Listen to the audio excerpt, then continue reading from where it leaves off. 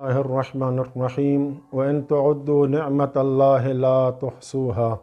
سورہ نحل کی آیت نمبر 18 میں خداوند عالم اپنی بے شمار نعمتوں اور نہ ختم ہونے والی نعمتوں کے متعلق فرما رہا ہے کہ اگر تم اللہ کی نعمتوں کو شمار کرنا چاہو تو شمار نہیں کر سکو گے۔ خداوند منان کا شکر ادا کرتے ہیں کہ جس نے ہمیں اپنی نعمتوں میں سے ایک مرتبہ پھر ایک نعمت عظمیٰ سے مالا مال کیا ہے۔ اس نعمت عظمیٰ کا نام ماہ شعبان المعظم ہے، جس کی اہمیت اور قدر و منزلت سن کر انسان دنگ رہ جائے۔ جس مہینے میں نیکیاں عام کر دی جاتی ہیں، تھوڑے سے عمل کے عوض جنت کے حصول کو بہت ہی آسان کر دیا، جس کا اندازہ آپ اس بات سے لگا سکتے ہیں کہ اس مہینے میں صرف ایک روزہ رکھنے والے پر جنت واجب ہو جائے۔ تو میں کہوں گا اے خوش قسمت انسان، تجھے اور کیا چاہیے؟ لہٰذا ایک مومن کو چاہیے اس مہینے اپنی زندگی کو محتاط طریقے سے گزارے، لہو و لغویات فضول محفلوں کے ذریعے اپنی زندگی کے قیمتی اوقات کو ضائع نہ کرے۔ اللہ نے تجھے یہ بابرکت مہینہ تحفے میں اس لیے دیا ہے تو اپنے گناہ بخشوا لے، ورنہ وہ چاہتا تجھے اس مہینے سے پہلے موت دے دیتا، لیکن اس نے ایسا نہ کر کے تجھے مجھے ایک اور موقع دیا بخشنے کا اور معاف کرنے کا۔ اس مہینے نیکیوں کو انجام دینے والا خوش قسمت اور کامیاب ترین انسان ہے، لیکن جس نے اس مہینے میں برائیاں انجام دیں وہ کائنات کا بدترین شخص ہے۔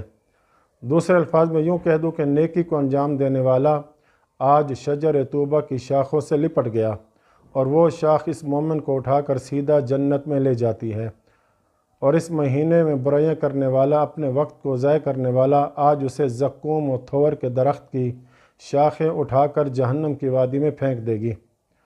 جیسا کہ کتاب مفاتیح الجنان صفحہ 320 پہ ایک بہترین اور دلوں کو جھنجھوڑنے والی ایک طویل حدیث موجود ہے، جس کو میں یہاں پر مختصر الفاظ میں یہاں بیان کرنا چاہتا ہوں۔ صاحب کتاب لکھتے ہیں کہ یکم شعبان کو چند افراد مسجد میں بیٹھے قضاء و قدر کے مسئلے پر گفتگو کر رہے تھے۔ آوازیں بلند ہو رہی تھیں۔ امیر المومنین امام المتقین علی بن ابی طالب علیہ السلام تشریف لائے، ان لوگوں پر سلام کیا۔ آپ نے ان لوگوں کی طرف دیکھ کر فرمایا، تم لوگ ایسی باتیں کر رہے ہو جن کا کوئی فائدہ نہیں۔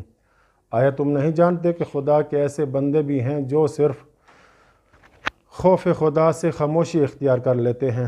بات یہ ہے کہ جب ان کے دلوں میں عظمت خداوندی کا تصور آتا ہے تو ان کی زبانیں گنگ اور ان کی عقلیں حیران ہو جاتی ہیں۔ جب وہ بارگاہ الہی میں آتے ہیں تو خود کو بارگاہ الہی میں گناہگار خطاکار سمجھتے ہوئے آہیں بھرتے ہیں۔ حقیقت یہ ہے کہ وہ اپنے عمل کو کمتر سمجھتے ہیں۔ ان لوگوں کے مقابلے میں تم کہاں کھڑے ہو؟ کیا تم نہیں جانتے کہ سب سے بڑا دانا وہ ہے جو زیادہ تر خاموش رہے، اور سب سے بڑا جاہل وہ ہے جو بہت زیادہ باتیں کرتا ہو؟ اے نادان اور کم سمجھ لوگو، آج یکم شعبان ہے، اور خدا تعالیٰ نے اس کا نام شعبان اس لیے رکھا، اس میں نیکیاں عام کر دی جاتی ہیں، حسنات کے دروازے کھل جاتے ہیں، پس تم عبادت کر کے انہیں خدا سے خرید لو۔ شیطان ابلیس نے برائیوں کو تمہارے لیے پسندیدہ بنا دیا، تم گمراہی و نافرمانی اور سرکشی میں پڑے ہو، شعبان کی خوبیوں اور اچھائیوں سے منہ موڑے ہوئے ہو۔ پھر یہاں پر امیر المومنین علیہ السلام نے ان لوگوں کو ایک لشکر کا واقعہ اس طرح سنایا کہ پیغمبر اکرم صلی اللہ علیہ وآلہ وسلم نے کفار سے جنگ کے لیے ایک لشکر بھیجا تو کافروں نے اس پر شب خون مارا، جبکہ وہ ایک تاریک ترین رات تھی اور سبھی مسلمان پڑے سو رہے تھے۔ اس لشکر میں صرف 4 افراد جاگ رہے ہیں، اور ان میں سے ہر ایک اپنے لشکر کے ایک کونے میں تلاوت قرآن، ذکر الہی اور نماز پڑھنے میں مشغول تھا۔ یہ 4 افراد زید بن حارثہ، عبداللہ بن رواحہ، قتادہ بن نعمان اور قیس بن عاصم تھے۔ جب دشمن نے مسلمانوں پر سوتے میں حملہ کر دیا تو قریب تھا کہ وہ سب کے سب مارے جائیں، لیکن اچانک ان 4 افراد کے چہروں سے نور کی کرنیں پھوٹ نکلیں، جس سے سارا میدان روشن ہو گیا۔ اس روشنی میں مسلمان سنبھلے اور دیکھ بھال کر دشمن کا مقابلہ کرنے لگے، جبکہ اس نور کو دیکھ کر ان کے حوصلے اور بھی بڑھتے جاتے تھے۔ پس انہوں نے دشمن کو تلواروں پر رکھ لیا، حتیٰ کہ بہت سارے مارے گئے اور بہت سے زخمی اور اسیر ہو گئے۔ جب یہ فاتح لشکر واپس حضرت کی خدمت میں آیا اور سارا ماجرا بیان کیا، آپ نے فرمایا کہ یہ نور تمہارے ان بھائیوں کے ان اعمال کی برکت سے ظاہر ہوا جو اس رات وہ یکم شعبان کے سلسلے میں انجام دے رہے تھے۔ ہاں، یہ یکم شعبان کے اعمال ہی ہیں کہ جن کے باعث تمہیں فتح و کامیابی حاصل ہوئی ہے اور تم لوگ دشمن کے اچانک حملے میں اس کا مقابلہ کرنے میں کامیاب رہے ہو۔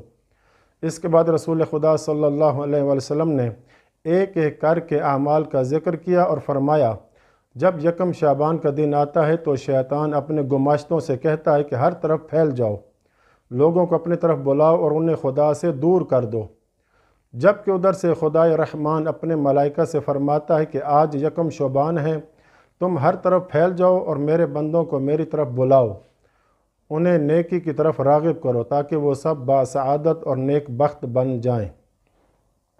اب اس کے بعد پیغمبر اکرم صلی اللہ علیہ وسلم نے بڑے عجیب کلمات ارشاد فرمائے کہ جب یکم شعبان ہوتی ہے تو بہشت کے دروازے کھول دیے جاتے ہیں، شجر طوبیٰ کو حکم ہوتا ہے کہ اپنی شاخیں پھیلائے اور انہیں زمین کے قریب کرے۔ خدا کا ایک منادی یہ ندا دیتا ہے کہ اے خدا کے بندو، اے نیکوکار لوگو، طوبیٰ کی شاخوں سے لپٹ جاؤ کہ وہ تمہیں اٹھا کے جنت میں لے جائیں، جبکہ بدکاروں کے لیے تھور کا درخت ہے، اور ڈرتے رہو کہ کہیں اس کی شاخیں تمہیں جہنم میں نہ لے جائیں۔ اس کے بعد فرمایا کہ اس ذات کی قسم جس نے مجھ کو حق کے ساتھ رسالت پر مبعوث فرمایا، جو یکم شعبان کے دن نیکی کرے تو وہ طوبیٰ کی شاخ سے لپٹ گیا اور وہ اسے جنت میں لے جائے گی، اور جو آج کے دن کوئی برائی کرے تو وہ تھور کی شاخ سے لپٹ گیا۔ اسی طرح جو شخص آج کے دن باپ بیٹے میں صلح کرائے تو وہ بھی شاخ طوبیٰ سے لپٹ گیا۔ جو شخص آج کے دن میاں بیوی کے درمیان سمجھوتا کرائے، صلح کروائے، وہ بھی شاخ طوبیٰ سے لپٹ گیا، اور جو لڑے ہوئے رشتہ داروں کے درمیان صلح کروائے وہ بھی شاخ طوبیٰ سے لپٹ گیا۔ جو کسی یتیم کی کفالت کرے وہ بھی شاخ طوبیٰ سے لپٹ گیا۔